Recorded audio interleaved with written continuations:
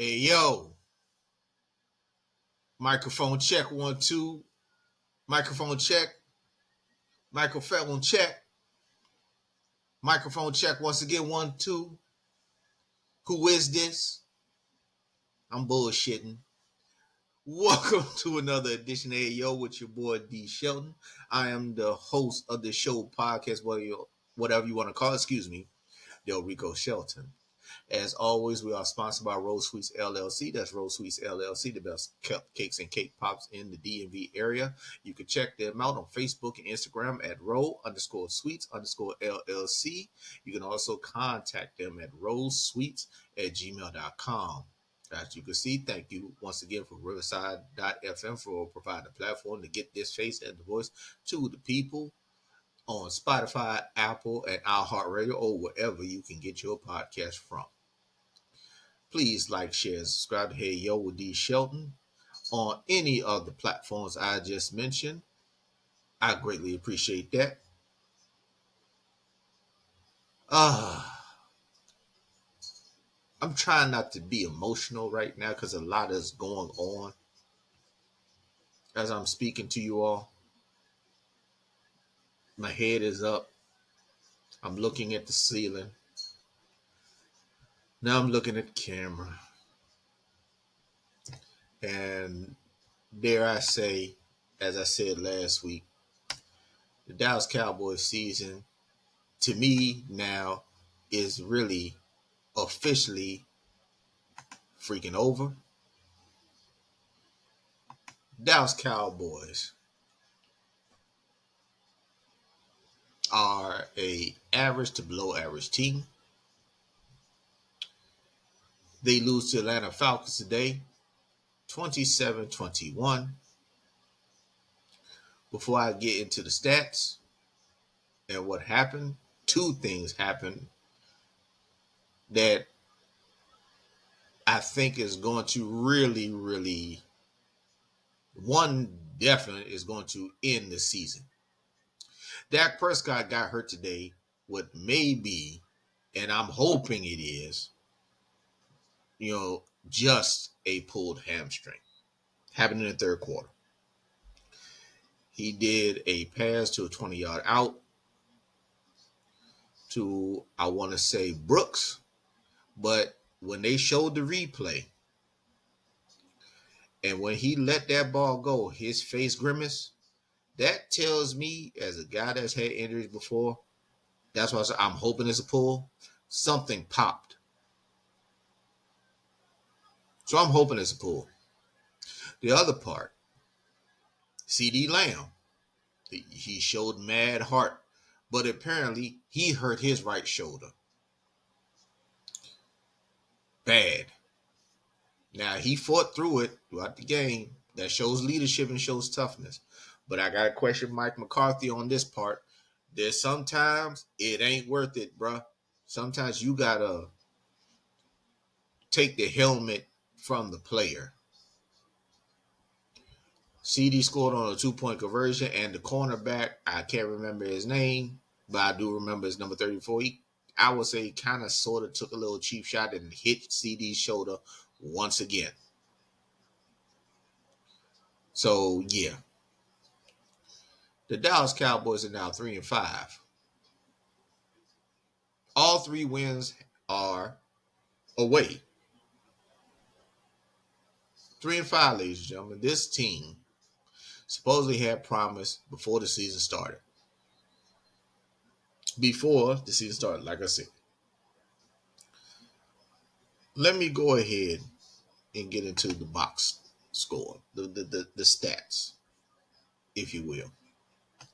Because this is going to show a whole lot, to be perfectly honest.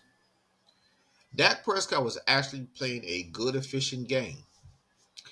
I think Dak Prescott is overcompensating for the first half of the season, was overcompensating. I saw the glimpses that Dak was kind of sort of his old self until he got hurt. Dak Prescott was 18 of 24 for only 133 yards. His average completion was 5.5 with one touchdown. He was sacked 3 times. His rating was 101.6. But overall, Dak actually did something that we have not seen Dak do. He scrambled. He got out of the pocket. He was actually keeping plays alive as much as he could for his wide receiving core. Now his backup Cooper Rush, because Dallas was behind at this point, 27-14. I'll get into that in a sec. Cooper Rush, his backup, 13-25, 115 yards. His average completion was 4.6. He had a touchdown. He wasn't sacked. His QB rating 77.9. There was another passer, though.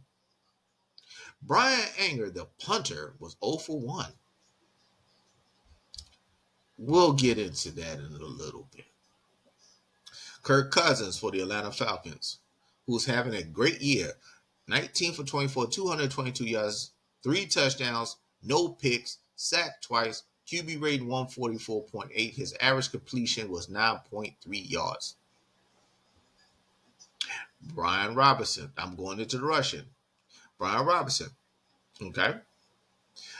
19 carries, 86 yards, 4.5 a pop.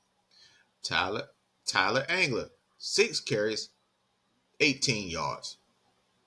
Ray McDowell, 1 carry, 7 yards. Overall, the Atlanta Falcons rushed for 100 yards. That's not the story. Because honestly, for the Cowboy defense, only allowing 100 yards, that's a soul clap for my white people and everybody else. That's pretty much an applaud, but it's a black people way. You know what I'm saying? A soul clap. We clapping without slapping our hands together. On the flip side, Dallas rushed for 117 yards. Rico Dowdell, 12 carries, 75 yards, 6.3 a pop. Dak Prescott, second in the team in rushing with 3 carries for 30 yards. Again, he scrambled. CeeDee Lamb, 2 carries, 15 yards. Dalvin Cook, 2 carries, 8 yards. Hunter Lemke, 1 carry, 5 yards. Cooper Rush on a scramble, 1 for 4. And Cooper, Dallas ended up scoring a touchdown. But let's not get into it. It's a Cooper Rush. It was a read option. He bumbled the ball and then tripped on his feet. Or he could have scored. Let me get into certain things that I saw today. One, the game plan at first that Mike McCarthy set up offensively, I was cool with. Up tempo, something that Dallas tends to do. Last season, it had success. But once again, trading field goal for touchdowns, as Shannon Sharp would say, will get you beat. Dallas scored first, 3-0. The one thing that Dak honestly messed up, he missed Jalen Tolbert. Jalen was wide open. If Dak throws that ball, Jalen Tolbert is running and scoring. I want to say it would probably have been a 60-yard touchdown. But Dallas ended up kicking the field goal, I believe, on that drive. Jake Ferguson led the team in receiving yards, 7 for 71, 10.1 a pop.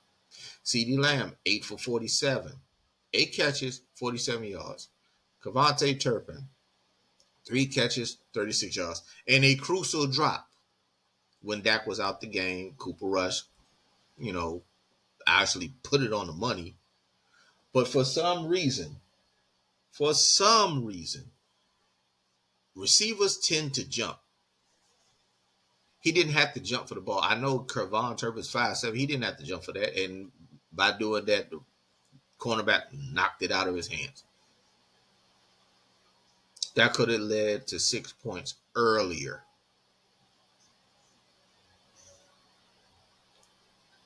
Jake Ferguson. I mean, if you want to say 7 catches for 71 yards was a good game for a tight end, normally, yeah. No, this was subpar. Jake Ferguson, false start. Jake Ferguson would have probably had a short touchdown or at least an explosive play. But He didn't chip the end off a tight end screen, which the ball was coming to him, by the way. And Dak had no time to actually throw it to him, so he had to dirt it. Details. Guyton, the rookie left tackle, 4 penalties today. 1 holding, if I recall, 2 false starts, and 1 illegal formation. At first, the illegal formation I thought was, on a receiver or something. No, this was on him because the NFL has cracked down. You must get to the center's waist, bro. You was almost all the way in the backfield. Guyton, if he was supposed, I'm trying to be nice because he's a freaking rookie. But after 7 weeks, now 8, you're no longer a rookie. You're starting in the National Football League at left tackle. Last week, Dallas had to help you chip so Dak could at least throw the damn ball. Mistake Jerry Jones of drafting this kid, who, if I recall, was a right tackle at Oklahoma City. I'm sorry, not Oklahoma City, Oklahoma Sooners. I'm not saying he's terrible, but he ain't good. He's average. Dallas had maybe, if I recall, 5 pre-snap penalties. All of them stopped drives or helped stop a drive. And you want Dak Prescott to make a meal out of this bullshit. He has one dude that he really can depend on, and damn it, they know it. The defense knows it, in that CD Lamb. Now, once again, I'm hoping Dak Prescott only has a pulled hamstring. With some treatment, I don't expect, if it's pulled, I don't expect Dak Prescott to play against the Eagles next week. Because if I remember right, that's who Dallas has. I do not expect him to play. I don't. See, I know a lot of people say it's a hamstring. Quarterback can play. No, he can't because he has to push off that when he throws the football. This could be a 2 to 3 week injury. And I'm hoping it's just a pull. I'm really hoping that. Once again, I'm putting the whole thing on Jerry Jones. Mike McCarthy technically is a lame duck coach, peeps. Did he get his contract extension? No. I saw the defense who played okay. But Lord knows I could count the missed tackles. A couple of the missed tackles could have stopped Atlanta drives. Trayvon Diggs got burnt for a touchdown. Technically 2. The first one, I'll give you that because Drake London made a hell of a catch. You were there. But on a bunch formation where you're supposed to go over the top to avoid the muck, you went straight in there hoping for, I think you were hoping for offensive pass interference. Now I ain't calling that shit.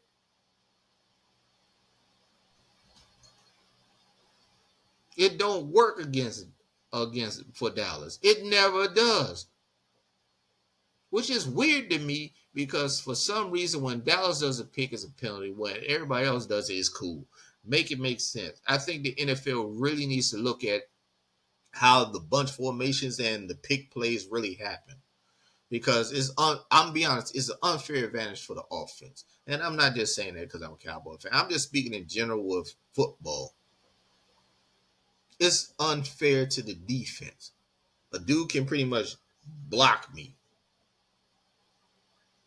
Come on, man. But as for the defense, The defense gave up way too many plays where they had receivers and running backs dead to rights, missed tackles, trying to do the hit stick instead of wrapping somebody up. Donovan Wilson gets burnt again on a touchdown. It's a zone with man principles. Let me be honest. I was happy when I first heard Mike Zimmer got hired as defense coordinator. But then, as of right now, looking at the games over and over, and I'm giving you all facts and real life expectations and real life situations. This ain't the move. I don't know what it is, but Dallas has, for the past 3, 4 years, as Dan Quinn did when he was defense coordinator, now the head coach of the Washington Commanders. I'll get into you Commanders and the Commanders fans in a sec. He realized this team was a man-to-man team. Dallas can't play zone. To be perfectly honest, they can't play zone. They're not. I'm be real, and this is gonna sound fucked up because it's my squad. They're not smart enough to play zone. Man to man, you really don't have to think. I guard your man. I guard my man. This now at this point is skill and technique. But as for zones, Dallas gets killed, and I keep forgetting that Mike Zimmer ran a zone when he was a head coach of Minnesota. He ran a certain style of zone when he was the defense coordinator for us way back when. It doesn't work with these players. In order for this to work, you must have safeties that are ball hawks and playmakers. Hooker and Wilson are pretty much glorified linebackers. Speaking of linebackers, you brung Hendrickson in, right? To pretty much, I'm sorry, Kendricks, I'm sorry. Now he led the team in tackles, 9, but a big play happened on him by being lazy. And every time I turn around, he's getting mollywopped by running backs and getting pushed off the line. The one player that I can see on this defense that always seems to show up is DeMarvion. I'm sorry, I can't even talk because I'm flustered. DeMarvion Overshown. He pops on the screen. Pause. He does. His speed from sideline to sideline is impeccable. There was a couple times he blew up some runs, and he held his own. But once again, when he does his job, the rest of the team doesn't do theirs by not tackling ball carriers. This defense, without Dan Quinn leading it, without Michael Parsons, without Demarcus Lawrence, without Deron Bland, who I thought was going to play, but last minute scratch. Why? I don't know. Ezekiel Elliott didn't sniff the field because he got suspended for a game.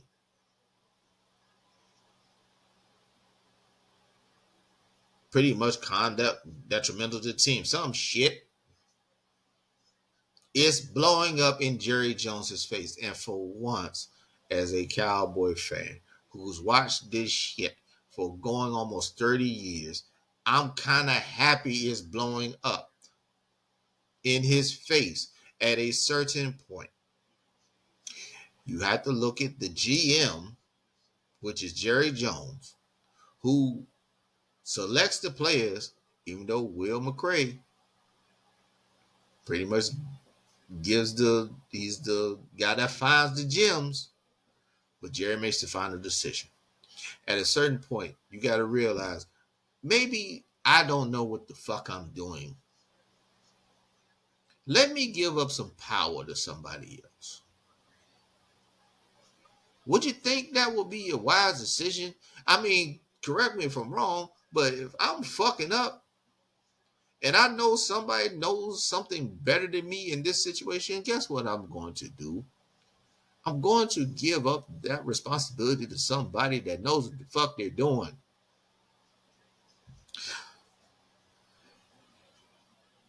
In the first half, and this is what kind of it started, right?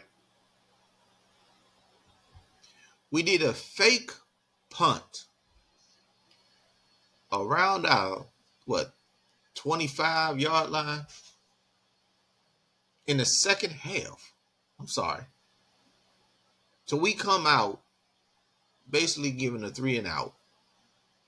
Instead of punting the football, Mike McCarthy decides, you know what, let's fake it. Now we're going to fake it. Angler, who hasn't thrown a football in who knows how long, you throwing it to the wide side of the field. Number 29, who was a convert, I forgot his name. Excuse me. He stumbles. It almost gets picked, but it doesn't matter. Atlanta has the ball deep in Dallas territory. You know what happened after that touchdown? Atlanta. Now instead of being 14-10, it's now 21-10. Guess what? Now you're at the mercy of the Falcons. Maybe, I don't know, you punt the ball and, compound things that affect, Dak doesn't hurt himself because he doesn't have to fling the pill all the time at that point.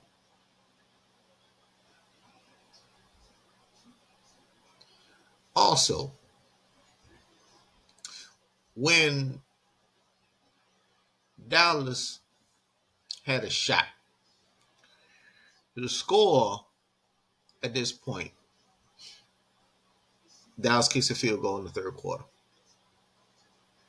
It's 21-13. You need one stop. One. Almost immediately, Atlanta drives down the field.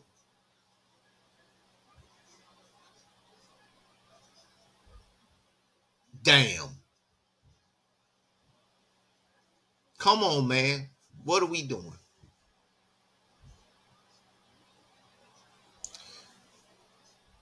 There's no and Kevontae Turpin off a punt return that leads up to this kind of like, this was the Kevontae, I'm backtracking a little bit.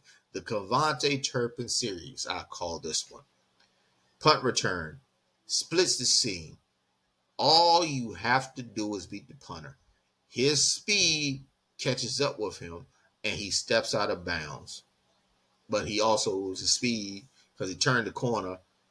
He's leading himself out of bounds, and the only person that's left is the punter. Mind you, this is the fourth quarter. Now, also, he's later on in that series, he drops the fourth down pass.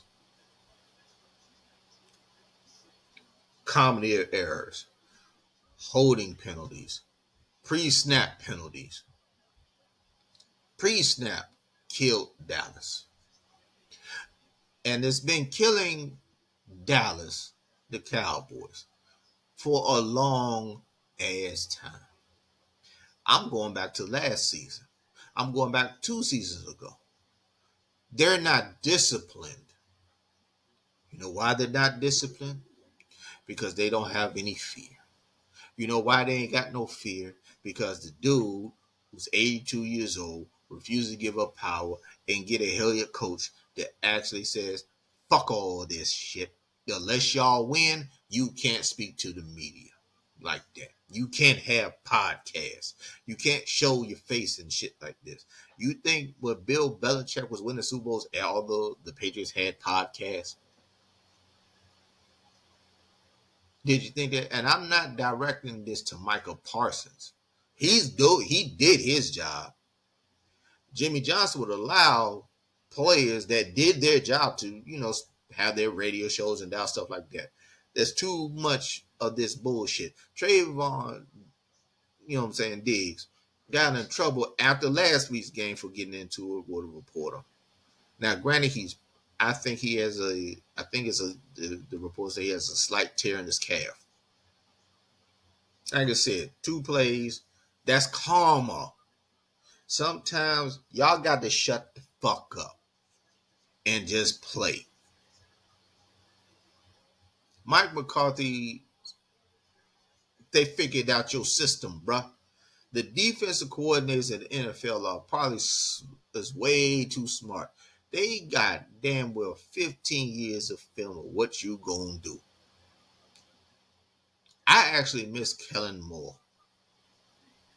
Now, granted, Kellen Moore pissed me off with a lot of his play calling because, like I said, he's put Dak in some fucked up positions.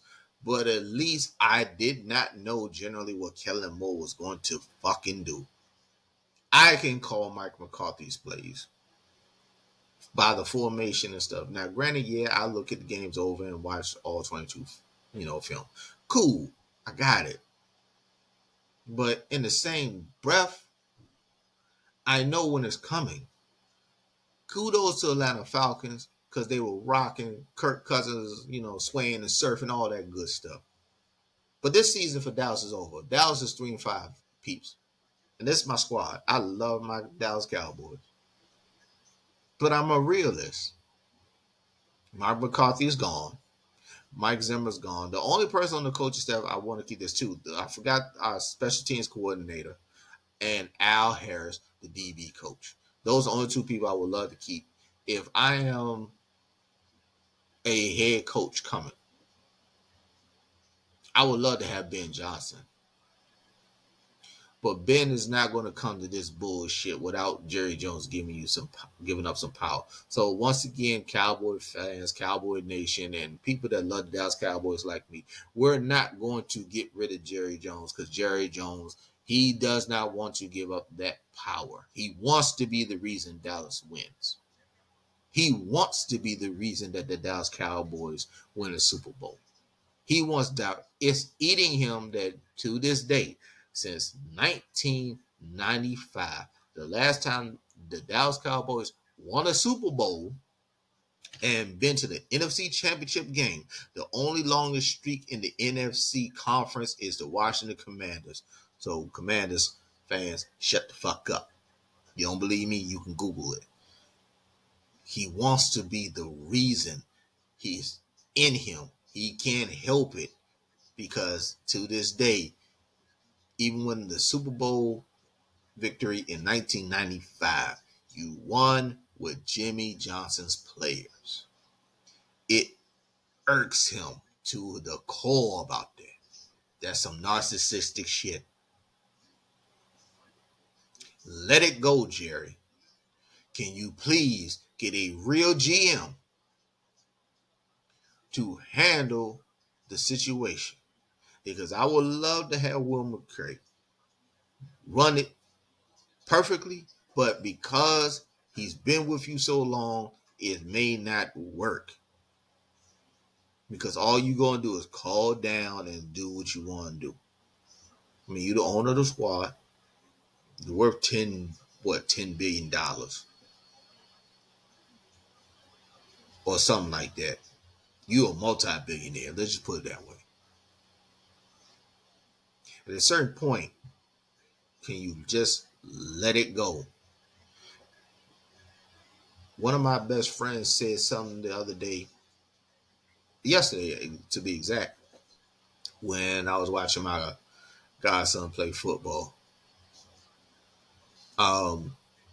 He thinks that Jerry Jones, you sabotaged Dak Prescott because you ain't give Dak nothing to work with besides CD Lamb.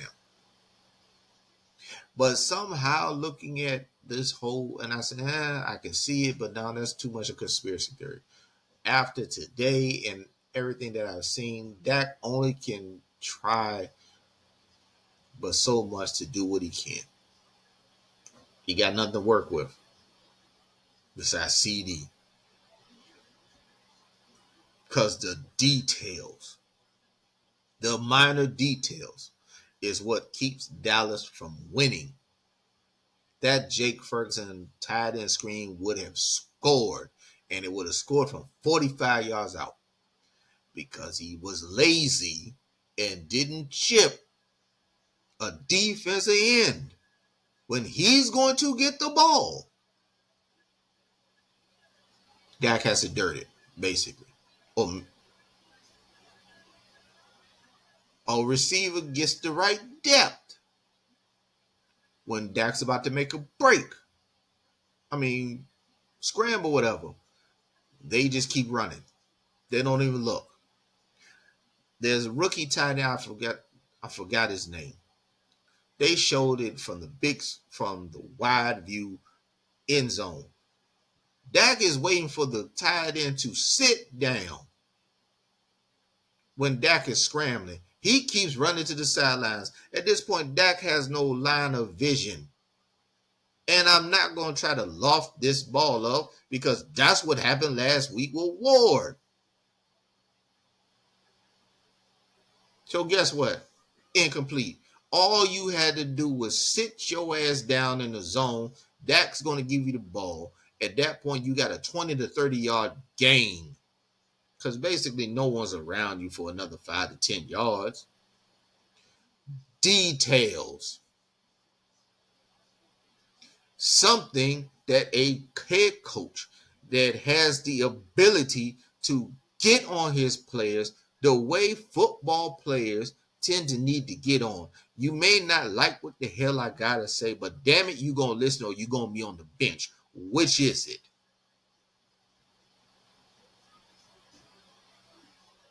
Damn. This game, out of all the rest of the games, frustrated me the most. Because this was a winnable game. And I'm speaking on this stuff for a half hour. Let me change the subject real quick to the Washington Commanders, who beat the New York Giants 27-22. Dare I say this? For some reason, Daniel Jones plays well against Washington. I don't know what it is. Daniel Jones, Danny Downs, 20 for 26, 174 yards, 2 touchdowns. He was sacked twice, QB rating of 119.7. His average completion was 6.7. He had a crucial fumble in the first half that led to a Washington touchdown. That I can blame him, but I can't. Because the ball, he's about to, first off, the screen was late. His running back got out late. He's about to toss it. And then somehow, I forgot the defense end's name for Washington. He tips it. They throw it's an incomplete pass. No, it's a fumble. And the fumble ended up being deep in Giants territory. Gave Washington their first score. It was 21-7 after halftime.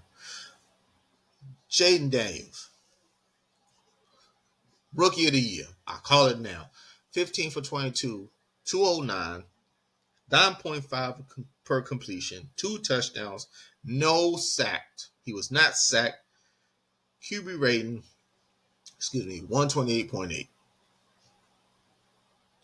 This actually was a decent football game. That one play, and then here's what I'm talking about. The NFL has to really drill down on what is offensive pass interference and what is not when it comes to these pick plays. The Giants had a shot to basically was going to be down 7 at this point. Pick play. Washington defender kind of gets caught in the muck. Daniel Jones throws a perfect pass. It's a touchdown, right? No, it's not. They call offensive pass interference. Offensive pass interference. So now the Giants are forced to kick a field goal in the fourth, which is insane to me. The NFL has got to, can you define what the fuck it is? What's a pick? What's not? Because I've seen the New England Patriots for damn well 2 decades run that never called, and it's the same exact way that the Giants did. The same exact way that always happens against Dallas that never gets called. The same exact way when Dallas does it, they get called. The same thing all of a sudden this season with Washington, luckily enough for the Commanders, they're not getting called. I've seen so many football games because of my the way my system works. I can watch 3 to 4 games at the same damn time. And it baffles me unless it's blatant. The San Francisco touchdown against Dallas last week, that was a blatant pick. Nope, they're good. The dude didn't even really touch a Washington defender. Offensive pass interference. Can someone please define how this is supposed to work? Anyway, Noah Brown led the team in catches, 5 for 60 yards, and again, former Cowboy. Scary Terry only had 2 catches for 19 yards, but it was 2 touchdowns though. So those are the ones that count. Austin Eckler, 3 catches, 41. I can't even say his name. Number 14 for Washington. I'm not even going to try to butcher your name, sir. He had 2 catches, 40 yards. Who is he? Don't know. Zach Ertz, 1 catch for 5. You know what I mean? Malik Neighbors, not on the Giants side, 9 for 59. Theo Johnson, 3 for 51, touchdown. Darius Slayton, 3 for 49. I'm not going to get into everybody on the Giants stats. This was actually a good game for Washington. One, because they finally, alcohol kind of broke kind of like a jinx. Because for some reason, when they go into Meadowlands, they lose the game. If memory serves me correctly. Washington's now 7-2. Congratulations, Commanders fans. I'm going to say it again. You're welcome. Because I said that not Jalen, Jaden Daniels was better than Caleb Williams. I said Dan Quinn will get y'all right. You're 7-2. You're pretty much ahead of the NFC East right now. You're going to make the playoffs unless something drastically happens. Drastically, something has to happen. But you're welcome. See, I'm a fair man. I tell you when you stink, and I say a lot of times that Washington Commanders fans, y'all are toxic. You swear that us Cowboy fans like myself talk shit. I only speak facts. This season, once again, my Cowboys stink. You all are good. You took our defense coordinator. You took a couple of our players, and look what happened. You got a new GM, new owner, everything. We got to deal with Jaden Daniels for at least a decade, barring injury, and I hope the young man does not get hurt. This team is good enough to get in the playoffs, regardless whether you win the division or not. You're going to the playoffs because I think the NFC knows they're going to beat each other up. And you had the tiebreak on the Bears. So you're going to the playoffs. Now, whether you win a game or get deep in the playoffs, hold your brakes. So that defense is very pretty much holding up stuff. They're being held by needle and thread by Dan Quinn. Dan Quinn is doing an excellent job. Because Lord knows, because this is something I didn't get into. New York Giants rushed for 164 yards. Now, granted, you all ran for 159, kind of a wash, but this is something consistent that you can be ran on. Pause. It's consistent. Your run defense is nowhere near atrocious like my Cowboys, but you all can get ran on, and your secondary, it can be got. It can be got. Daniel Jones had, dudes wide open. One play. One.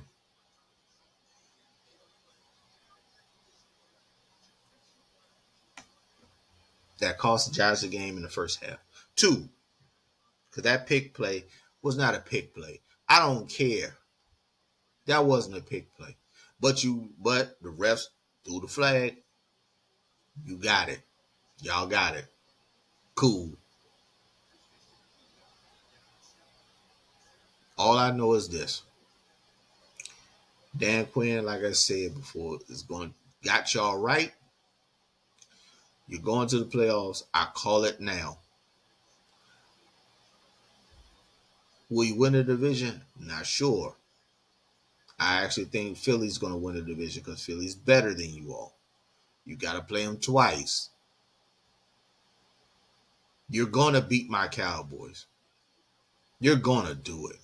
And I hate saying that. You're going to beat us. Because at this point, Micah can't save the team.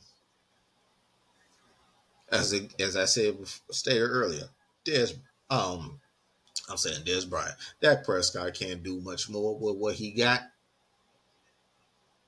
It's going to take full wholesale change for Dallas to change this. So what I'm hoping for, to get back to my Cowboys, is that this whole thing bottoms out. I'm really hoping for that. So congratulations, Commanders. For the first time in a long time, you are better than the Dallas Cowboys. Yay.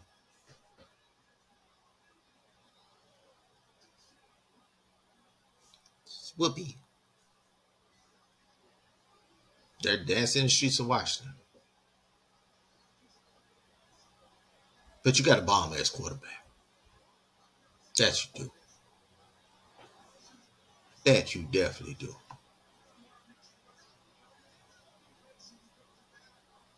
This is me. This is like the Twilight Zone right now. With everything. With everything. The reason why I'm saying Twilight Zone, enough of the football talk. We got an election this coming Tuesday, November 5th, to see if democracy continues or stupidity, cult of personality, and fascism wins. For all my brothers, I'm going to try and find it real quick. Because I had a whole bunch of stuff kind of teed up. But you know what I mean? I backed off some stuff. But I'm gonna play something for y'all. This is Donald Trump's words. Doodoo Don, Agent Orange, or whatever nickname you want to call him. I'm gonna play this for you, right now. We're going to give immunity to police so they can do their job. The police aren't allowed to do their job. If you had one really violent day, like a guy like Mike Kelly, put him in charge, one rough hour, the word will get out and it will end immediately. Rioters who assaulted officers. Would you pardon What's those going to people? happen? Oh, absolutely I would. Getting them out will be a bloody story.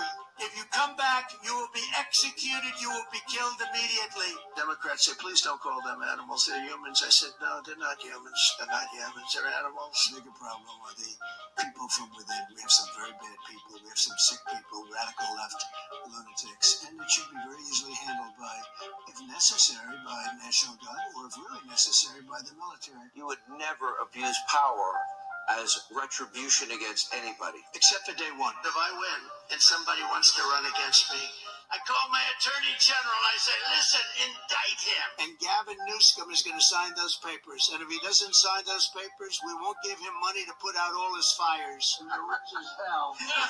We're going to give you tax cuts. I will impose whatever tariffs are required. 100%, 200%, 1,000%.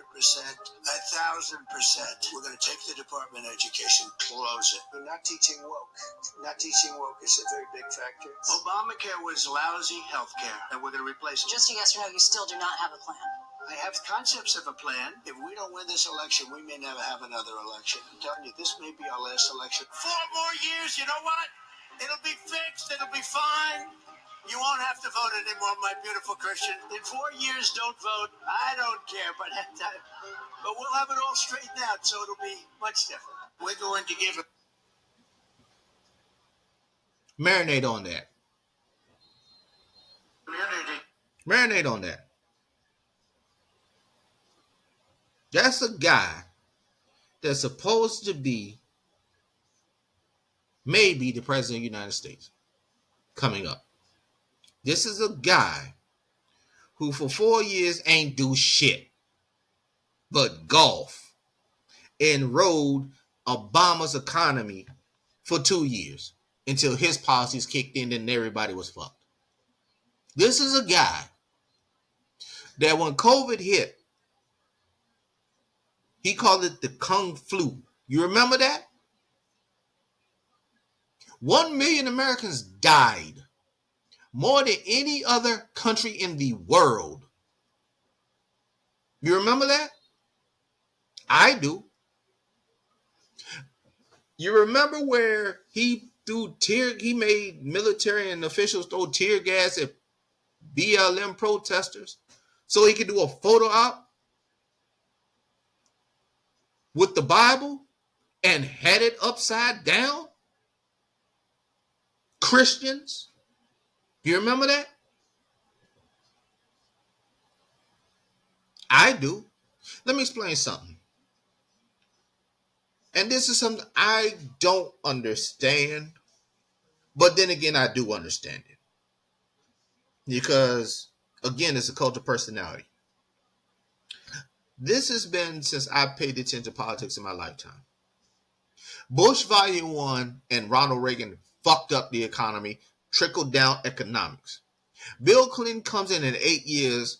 Instead of the American people having a deficit, they had a surplus. Bush Volume 2 gets in office. Two wars, fucks up the economy, housing crashes. Obama administration comes in and cleans this shit up. Under the Obama administration, 75 straight months of job and economic growth. Doodle Don gets in office, riding this economy. But people don't understand when the president gets inaugurated in, his fiscal year doesn't start until the October after he's inaugurated. So he's inaugurated in January, February, March, April, May, June, July, August, September, October. 9 months he rode the Obama economy. Donald Trump's policies start to kick in. My taxes are higher. Middle American taxes are higher. Did y'all realize that shit? And we're still under the Trump plan until January of 2025. So miss me with, I had more money in the Trump administration. No, you didn't. He rolled the Obama economy for the first couple years. His policies didn't kick in until after year 2. By the way, with the COVID response, remember, he said it was one person. Remember that? Remember, he also said it was kind of a hoax. Remember that. Remember also, he got rid of the pandemic response team that Obama had in place.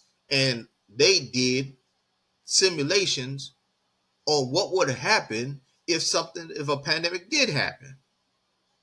I'm speaking of the Obama administration. He came in and fucked it up. So you want 4 more years of a fuck up? He was golfing most of the time. The UN and NATO laughed at him. His generals, the people in his cabinet, other high-profile Republicans said this man is not worthy of the presidency. And you all hollering about Well, Kamala doesn't have the qualifications. She's, let's see, sorority, Howard University, law student, law degree, DA, San Francisco, Attorney General, California, which is the most populated state, senator, then became vice president, and possibly president of the United States. She's qualified way more than a dude who barely got in school because of his daddy,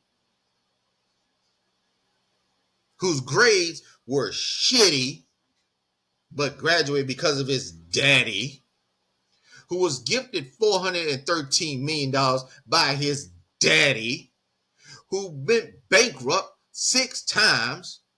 How do you bankrupt a casino, a place that people give you money?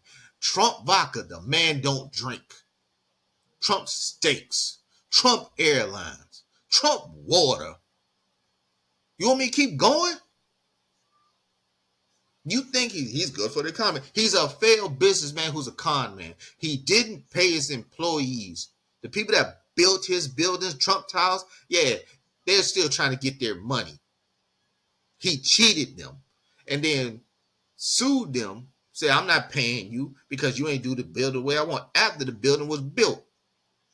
And because of the litigation, and it's this little guy, they can't go ahead and fight the good fight for a long period of time because his lawyers have it all in litigation for so long, so they have to drop the shit. He busted up unions. He's cheated on every last one of his wives. The last one was a porn star. They got him on tape talking about looking at underage children getting dressed now. I just played a whole bunch of shit that this man has said. It's courtesy of TikTok, by the way. But for some reason, you want to vote for him instead of the black woman with Indian blood, who basically has been a civil servant her whole life. But this is a close race. Make it make sense. Donald Trump is the epitome of white privilege. And for my Caucasian people that's listening to me and getting mad, it's the truth. If a black man or a Latino man had his record, you will throw him under the jail.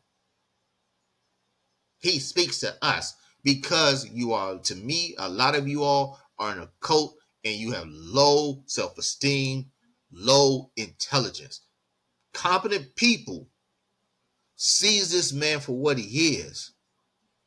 If generals are telling you from his own cabinet, the biggest indictment is his former vice president won't endorse him. The former vice president, Mike Pence. You know, when January 6th, they were saying, hang Mike Pence. This is who you want to vote for? That dude. Your sexism and misogyny is showing. Come on, man.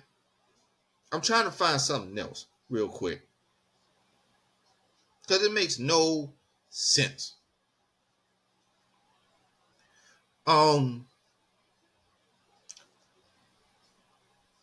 Matter of fact, let me do this here. Let me find a sound real quick, because this is kind of what I'm getting at. Sounds. Da, da, da, da, da. No.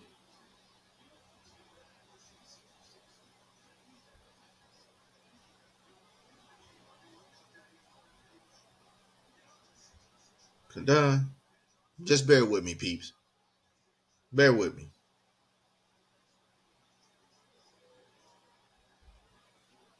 Okay, got it. This clip I'm about to play is from Pierce Morgan's show, where Brian Tyler Cohen, who's a Democrat / liberal, having a debate with Sage Steele, If you heard that name, say so. She was on Sports Center and ESPN for years, and she was released from ESPN early. It was either early this year or late last year. She's a conservative, but what I want you to hear, and I want you to hear it closely, of how warped-minded these people are. Check it. Why is that the only issue that you guys are focusing on? Abortion, abortion, abortion, women's rights. Have things changed? Yes, but there are plenty of states that have zero restrictions where you can do it up to the moment the baby's born, and I guess you're okay with that. Which cases have we seen abortions happen after the baby's born? Because you just said that, so I'm curious where that's happened. It happened for sure in Colorado. I believe it also happened in Minnesota. I'll be glad to, you know what, I'm sure Piers can connect us. I mean, educate me. Excuse me. I'm sure Piers can connect us. I'm sure Piers can. There were babies left you have no on proof. the table. You're just saying you're sure it's happening in Colorado. Give us the proof. There are a lot of viewers. We'd love to know where babies are being executed after they're born. We would love to know where babies are being executed after they're born in Colorado. Let us all know. I just told you, and I don't know how you define executed, but left to die. That has absolutely happened before, and it is something I talked about with RFK Jr. on my podcast several months ago when it was late term abortion, all that whole debate. Why is that the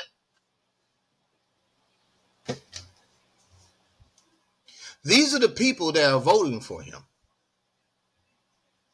Now, y'all just heard a whole kind of like, maybe a minute and a half, 2-minute conversation, a debate. Now, first off, Piers Morgan and me, anybody that goes on this show is kind of whacked out, just to me. And if you in England or Britain, why you care about American politics anyway? I don't understand that. But I see why Sage still got excommunicated from ESPN. You can have conservative values. I got no problem with that. But there's so many holes in what she said. Y'all are all concerned about women's rights, blah, blah, blah. First off, you're a woman. You should care about your rights. What the fuck? Second, if a baby's born and is executed, that's murder. The baby has now came out of mama. They are born. And also a hospital, newsflash, can be liable if a baby is born and just left in the hospital to die? Really? Really? I see why ESPN got rid of her. Because I can see when Donald Trump came into play, her mind was gone. First off, me personally, she wasn't that talented on ESPN anyway. But that's a whole different thing. Same as Will McKay from way back when we was on First Take and all other shit. Now he a Fox pundit or whatever. Get them the fuck out of there. And I know a lot because, she has conservative beliefs like me. Did you hear what she said? And when he asked, where's the proof? Give me an example. She got nothing. That was a pause. That was in the brain. I could hear the clicks.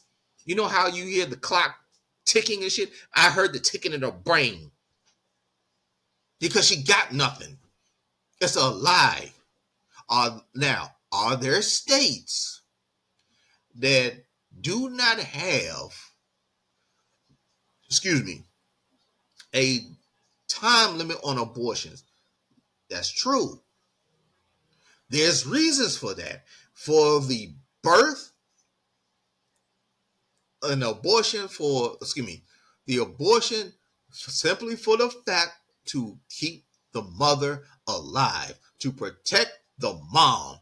If the mom is having a hemorrhage or a miscarriage at month, let's say 6. I'm not joking. Then they do that to save the life of the mother. There's context to this shit. You think a woman in her right mind at 7 months or 9 months say, you know what, I went through 9 months. I'm going to abort my baby after just before the baby drops? Are y'all stupid? Y'all don't think. Y'all critical thinking skills are gone on that side of the aisle. Because to me, it's just common sense. And this is just me personally. If I got married again and my wife and I ever have become pregnant, or my girlfriend becomes pregnant, and month 5, she's bleeding out, hemorrhaging, and the doc says, I know you want to keep the baby, but in order to save her life, the baby must be aborted. Guess what's going to happen? Unfortunately, I choose my wife slash girlfriend because there's a chance she's going to die. Or the doctor says she's going to die straight up. Or here's the thought for y'all motherfuckers that don't think. Suppose she does try to carry it and she dies and the baby dies. Make it make sense. So 2 people are gone. Y'all not thinking. Y'all use the good book way too much and you misinterpret it all the time. All the time. Because you have white evangelicals and people of that ilk, and even with the black church, who does not want to rock the boat with the same bullshit. Here's a question, and here's my spiritual nature coming involved with this. Okay, you have a beautiful text that was written centuries ago. Mind you, the people that it was about in the beautiful good book, they didn't write any of it. That's a whole different topic. And this is supposed to be the word of Father. Don't y'all think Father would, since he's all powerful, all knowing, good, beautiful, full of love, don't y'all think he would evolve too? Just a thought. You think he's staying the same? No. If he creates everybody in his own image and gives everybody willpower, that means he knows what you're going to do before you do it. Therefore, he knows from the opening breath that this child is gay, straight, non-binary, will eventually become trans. Y'all don't think. You let someone tell you some bullshit.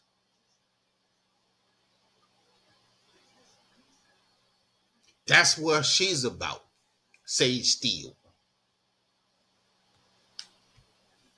This is insane. And she goes with the party that's going to vote for a 34 convicted felon, who's committed sexual assault, who's cheated his workers, who's cheated on his wives. But this is the Christian thing to do. Miss me with that. Miss me with that. I'm trying to find one other thing. Oh, this is from Morning Joe. And y'all forgot about it. Y'all didn't even catch this. And this is why people such as myself, we're getting tired of mainstream media, except for a few spots like Joy Reid. And I do watch Morning Joe. Not all the time. You know what I mean? Because sometimes they piss me off with some coverage and stuff. So I'm like, why are we even discussing that? But um, let me. I'm trying to find it real quick. Let me make sure this is it. Donald Trump is talking about Republicans here. He's talking about somebody that had a 95 ACU rating, Somebody who has been the conservative for years.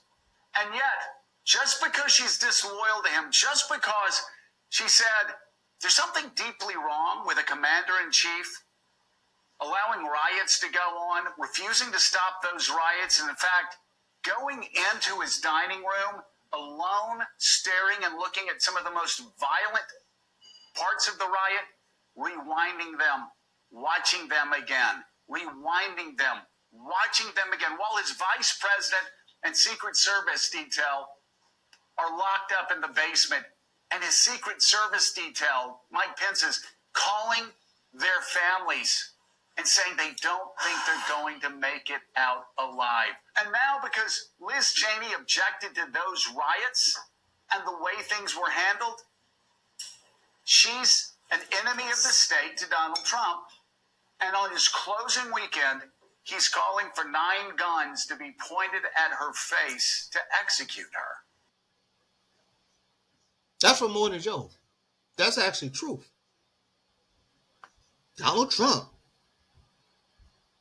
wants to have Liz Cheney excommunicated by firing fucking squad. He said that out of his mouth.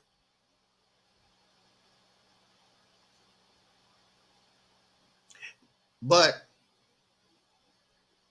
y'all want to vote for him.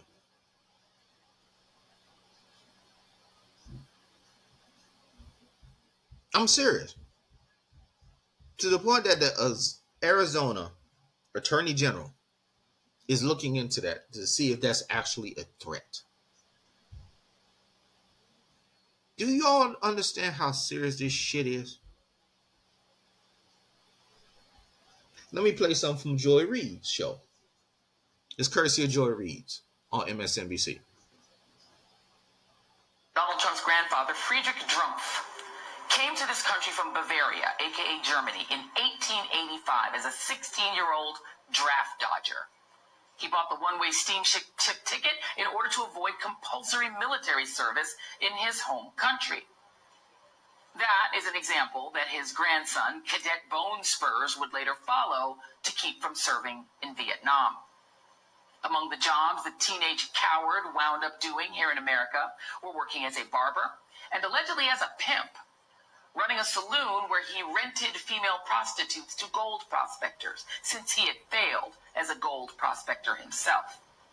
He eventually invested in real estate in New York, married a fellow German, and tried to go home. But Germany stripped him of his citizenship for draft dodging, and he returned to the U.S. for good. Donald Trump's This is his lineage that she just spoke of. So Donald Trump's granddaddy. He's a draft dodger himself. Apple doesn't fall far from the tree, does it? Try to go back to this country and this country said, fuck no.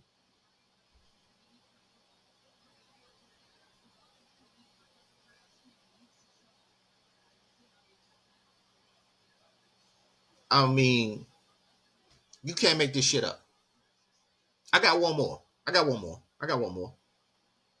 She's a radical war hawk. Let's put her with a rifle standing there with 9 barrels shooting at her, okay? Let's see how she feels about it. You know, when the guns are trained on her face. You know, they're all war hawks when they're sitting in Washington in a nice building saying, oh, gee, let's send 10,000 troops right into the mouth of the enemy. But she's a stupid person. Look at this from 30,000. Now, he's talking about Liz Cheney. A couple of clips ago. I'm going to continue this because this is what Morning Joe had to say about it besides what he just said when I played that clip. That was Doodoo Don's words. Just in case y'all thought I was bullshit. 1,000 feet.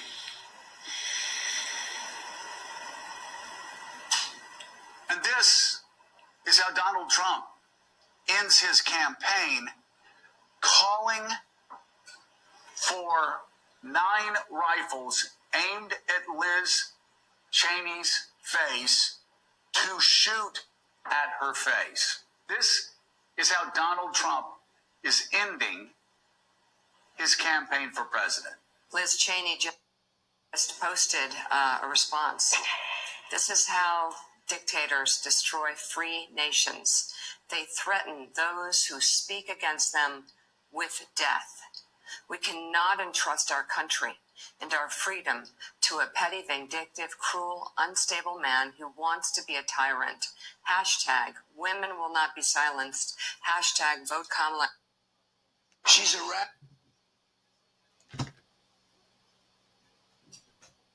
That was courtesy of Morning Joe. You heard Donald Trump in his words. You heard Donald Trump in his words of the clip I played you earlier dealing with police brutality. Police immunity and amongst other things.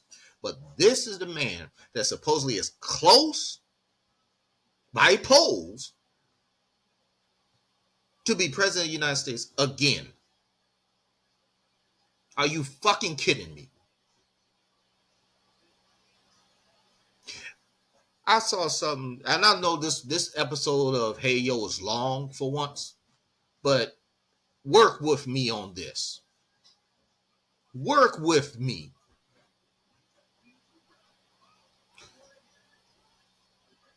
This man is ultimately dangerous.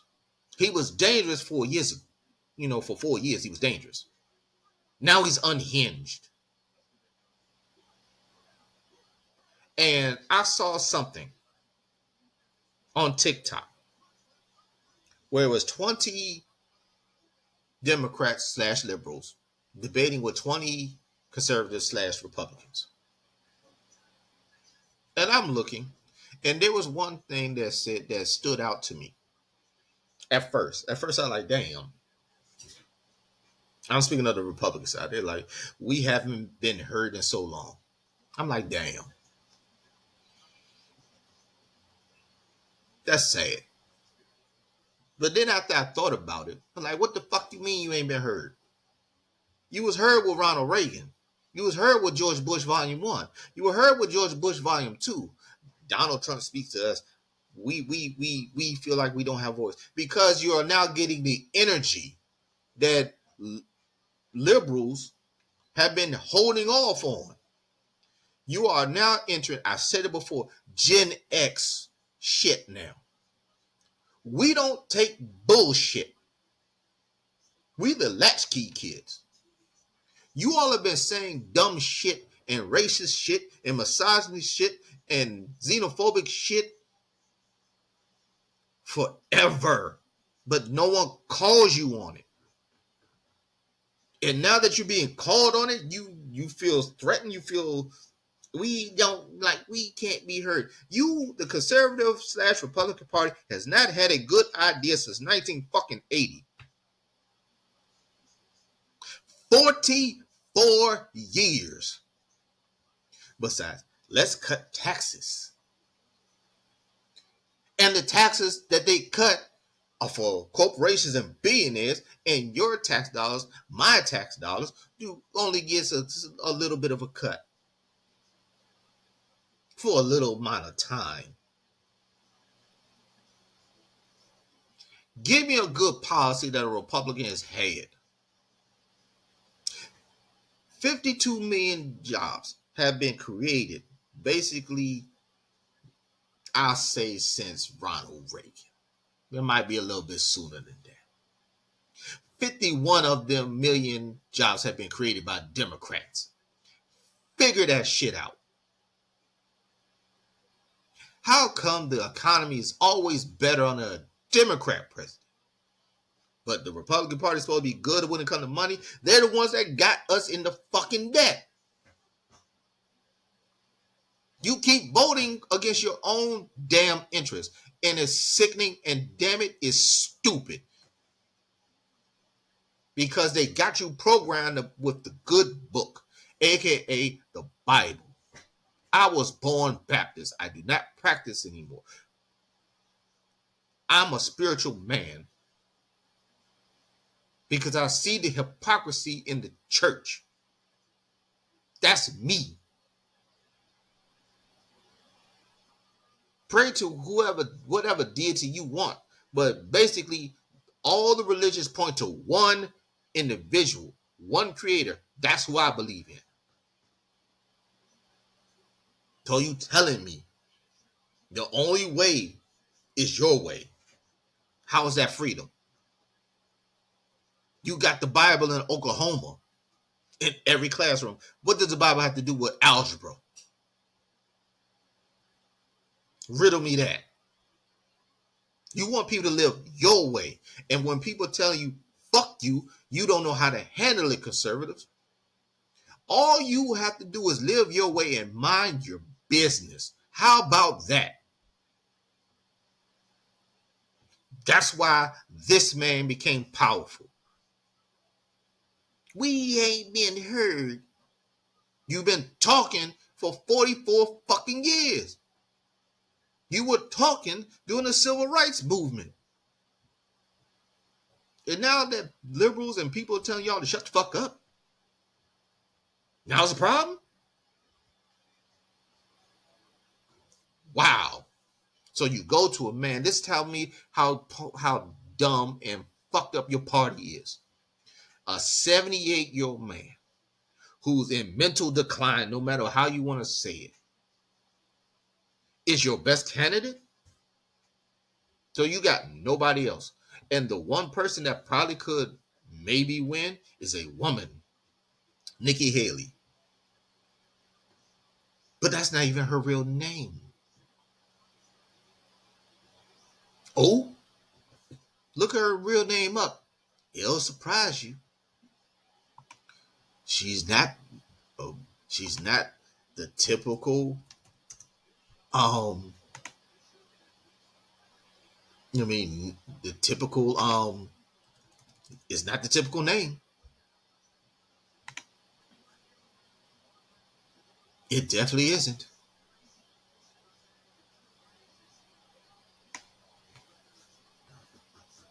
She changed it. Nimarata, if you want me to be specific.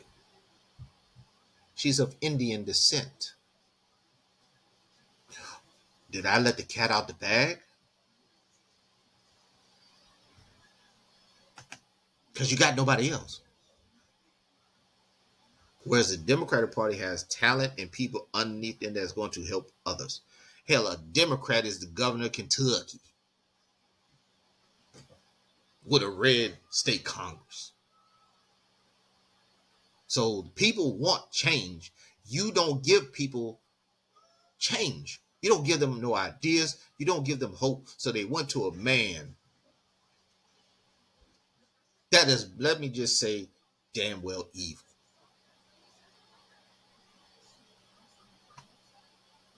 But y'all keep worrying about that. When, and I'm speaking into existence, when Kamala, say her name correctly, Harris wins, you will not, unless something drastically happens, you will not get another Republican president for damn well 20 years. Because she's going to have 8. Tim Walz may not be run, but Josh Shapiro, Gavin Newsom, Hakeem Jeffries. You see where I'm going? You have nobody. You know why? Because you don't give people anything besides taxes that you pretty much only do for a little bit of time and the good book to get people indoctrinated. The man wants to get rid of the Department of Education. You heard it from your own, from his mouth, his own, your ears. He want to get rid of that. That's public education. Most people, most kids are under public education.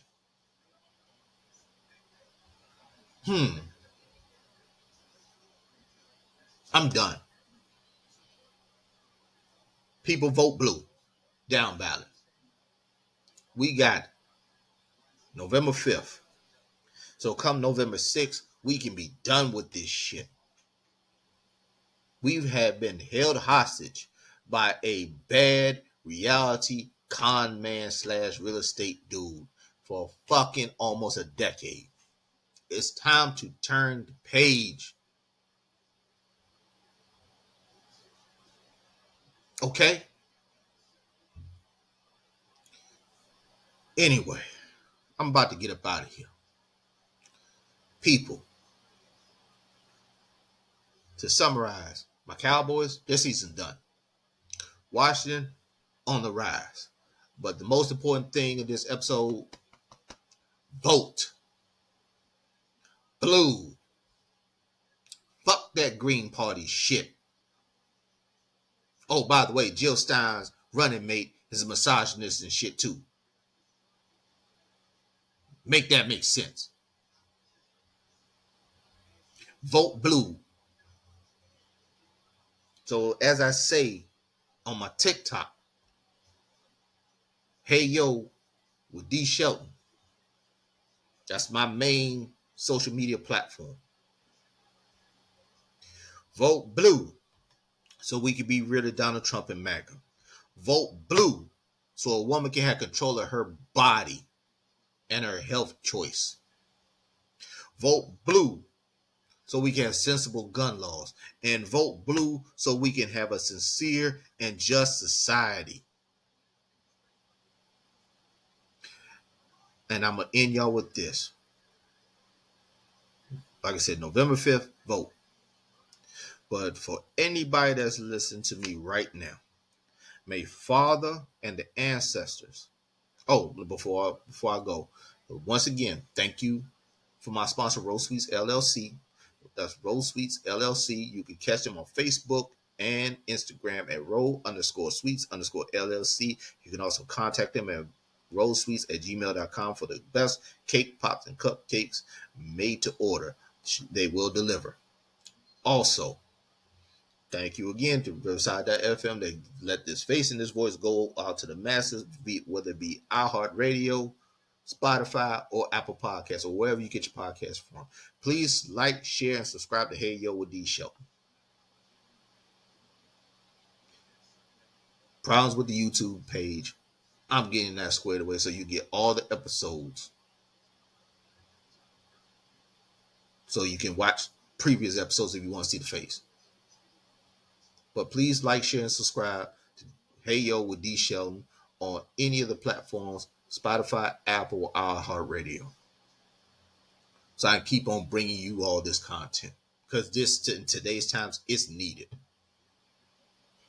And now, as I always say, to end the show, may Father and the ancestors take care of you, your loved ones, or anybody else you care about. I see y'all when I see y'all. Peace.